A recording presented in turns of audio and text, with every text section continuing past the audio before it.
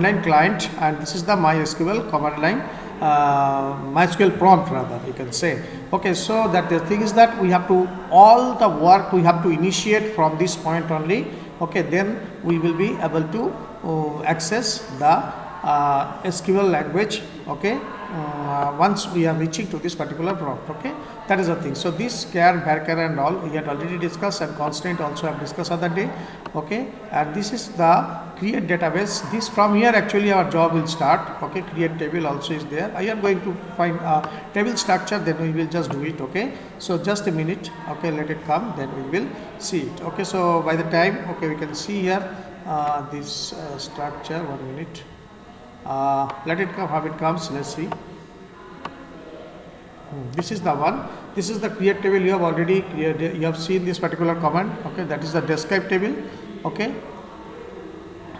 you can see this is the one. Okay, describe table. Okay, so once the table has been created, afterwards you can use this particular command. Okay, in order to see its structure and all. And then let us see this one. This is the create table command actually. Just a minute. Okay, so here a create table command has been displayed to you.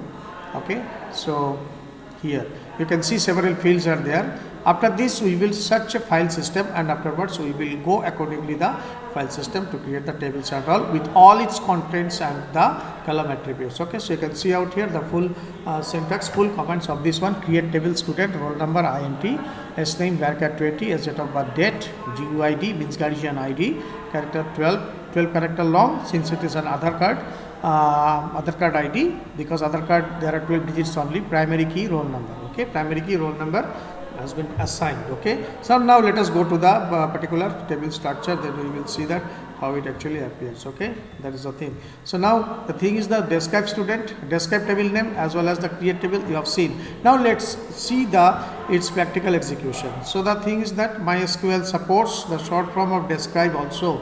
Okay, that is only by DSC. Okay, so that's why no need to write the full thing. Okay, so you can write only the first 4 letters of the describe command, then you will be able to access it. Okay, that is the thing. So this is the student table. Okay, show tables if you are doing, then it will show all the tables listed in that particular database. Okay, and this here it is showing tables in student attendance. Here the database of mine is student attendance. So, and under this student attendance there are 3 tables in fact. One is student, another is guardian. Okay, another is attendance only. So these 3 things are there. So there we will see the creation of different type of keys and all.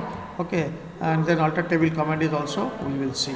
So first of all, let us create this table system. Fine, create this system first of all, then we will be able to. So there are many commands available with this one. Okay, so alter table also we will use.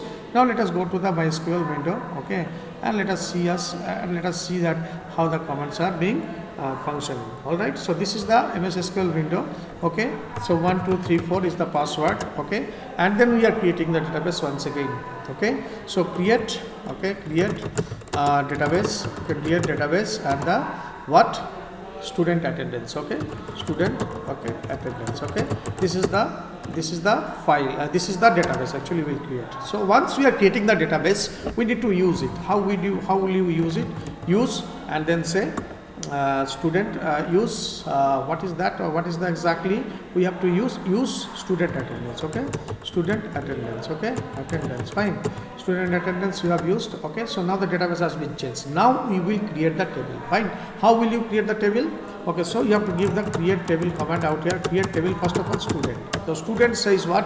Here is one roll number field is there, roll number. Okay, and that will be integer, and then primary key. Okay, so this has been primary key has been defined. Okay, then s name.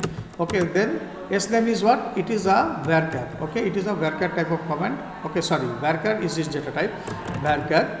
Then we are taking the size actually 20 and keeping its constant as not null. Okay, not null means you cannot keep it empty. Okay, so after that you will have one more field, that is integer, roll number, s name, varchar, and then you will have the GUID also, guardian ID, guardian ID, you can take it as 12. Okay, guardian ID is also there. Okay, so let me check once the structure of this one, what the student is having. Okay, so let us go over there, then we will check out what the things are there. Okay, so just a minute. Okay, let us go over there. What is the fourth field of the student database? We will see. Okay, over here. So before that, let's see now if anything is coming there. We will see with the help of the create table command. Okay, first of all, so this is the beginning actually. I reached at the beginning. Okay, just a minute. Let's see. Create table says the create table command is available. Okay, and then see here it was. As date of birth, sorry, student date of birth. Okay, fine. So we are going back over there. Date of birth of the student to be entered. Okay, so that is the thing. So as date of birth. Okay, what is the date of birth field says? It is date type, and then again it is not null. Okay, not null. Okay, so we are just bringing this particular GUID at the end. Okay, GUID at the end. Okay, so we are not keeping it over here, just keeping it here at the end. Okay, so GUID. Okay, fine, GUID. Okay, and then say cat 12. Fine. So now the other thing is that when you are creating this particular thing, okay, so this particular table has been created now. Okay, so query. Okay, if you want to confirm it, you can do it like this, description, and then so just give student. Okay, description student has been created. Yes, it has been created. Now the thing is that if we want to add anything here as any other kind of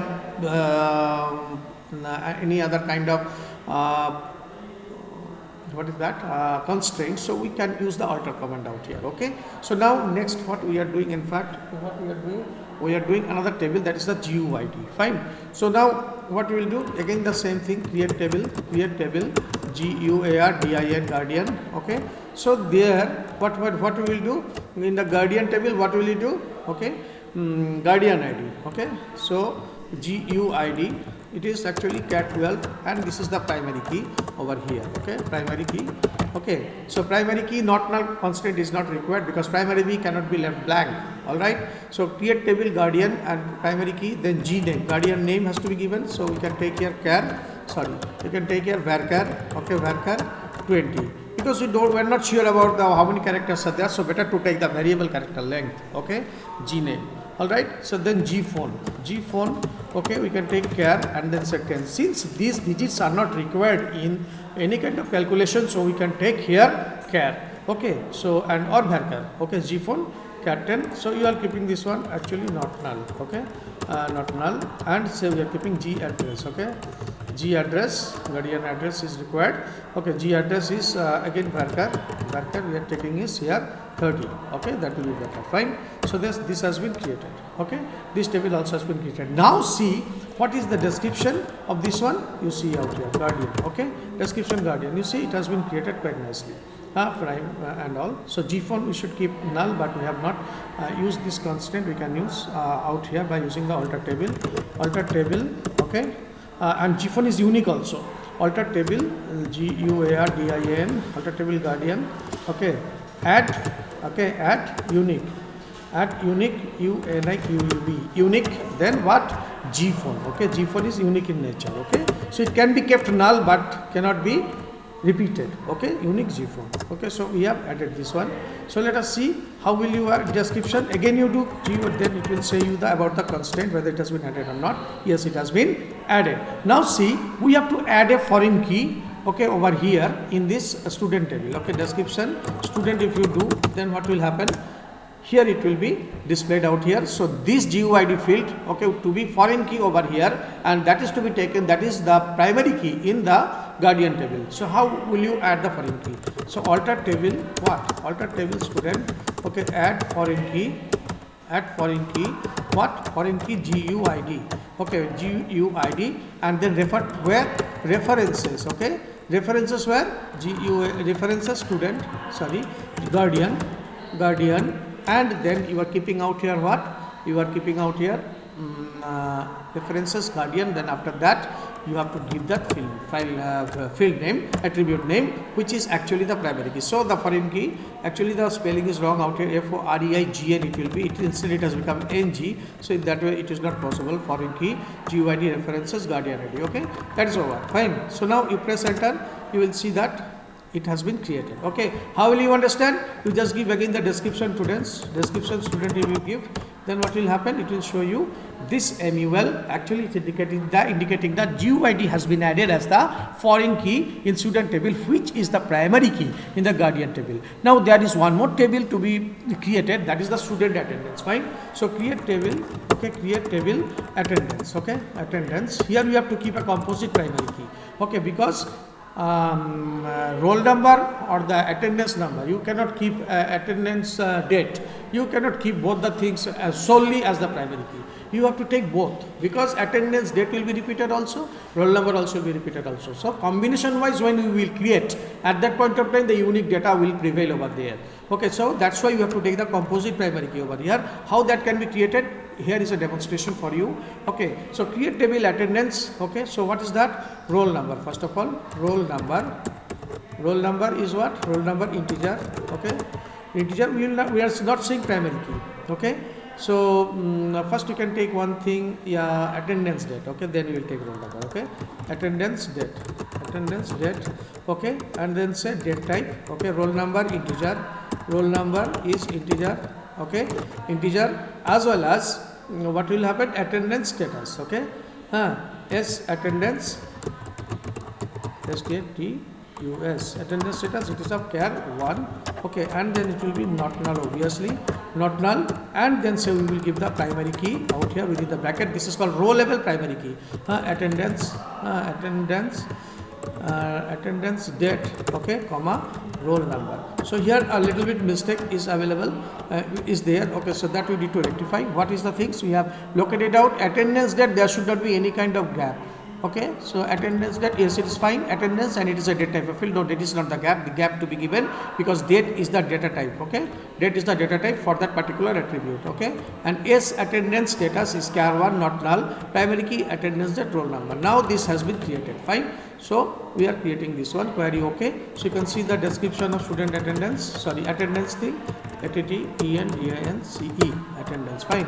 So that is the thing. So now the thing is this roll number, which is in the student field, you can see out here roll number in the student field. Okay, over here, and this roll number is to be made foreign key. Okay, how will you make it? Again the same thing, alter table, you go back. Okay, alter table student, here we have to change alter table attendance, it has to be. Okay, attendance, okay, add foreign key, what? Roll number. Okay, roll number. Okay, roll number.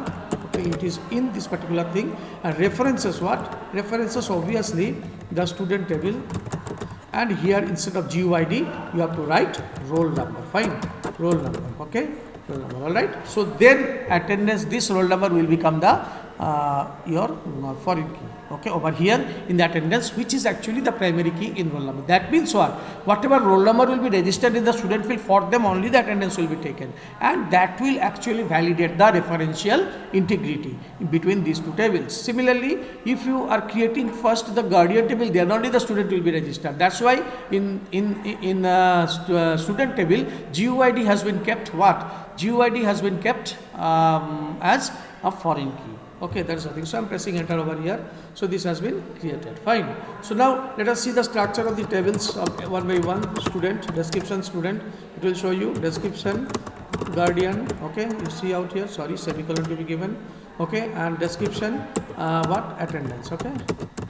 Okay, attendance. Fine. So now you see how this has been created. Okay, so you see out here roll number, and this is actually the thing. This GUID is the foreign key over here, means like when guardian will be registered, then only student will be registered, and once the student is registered, then only the attendance will be registered. That is actually the relationship has been followed over here. We know that RDBMS is meant for relationship. So in this way, easily we can simulate a relationship between the student, guardian and among the student, guardian and attendance by introducing the foreign key.